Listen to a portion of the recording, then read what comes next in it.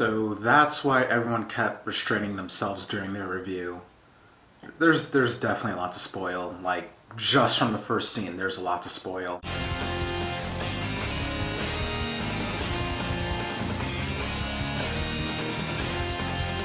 Okay, so you think you know the story: a jock, a blonde, a brain, a stoner, and a virgin. They go into the woods, and well, that's probably about 1/3 of this entire film. I mean, pretty much from the get-go, you can tell that this one is different. And it's like, I don't know what to say or what not to say, so work with me here.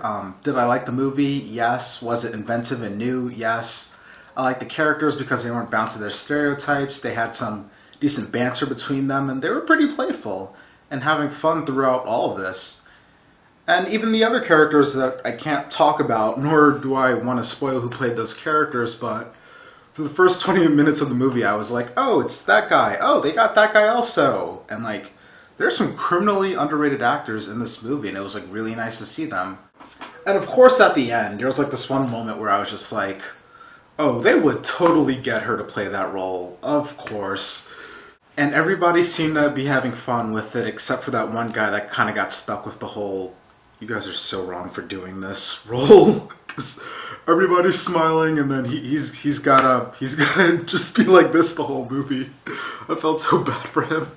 Now, going into this, I was kind of ready to compare this to Scream, but the movie is self-aware in like an entirely different way than we've seen from that series, and it sucks that I can't elaborate on that without spoiling anything. Now, with that said, I wasn't as crazy about this movie as I wanted to be. I laughed enough times and I jumped a number of times, but there were definitely some early lags in the first act and like one or two in the second.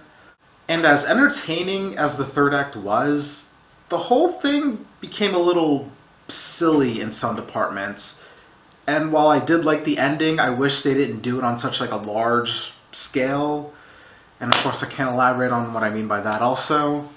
And like, here's the downside of doing something original. You're gonna make some mistakes along the way, and then someone's gonna do what you did again and correct your mistakes, and then it's gonna get done over and over and over again, and then you're stuck with a cliche. But thank you for something original.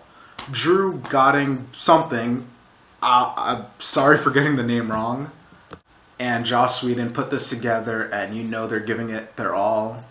Like with this, even though the movie had jump scares, they were never cheap, and I kind of like trusted the movie for that. Like, I kind of just let my guard down, just like, you know what, surprise me, you're earning it.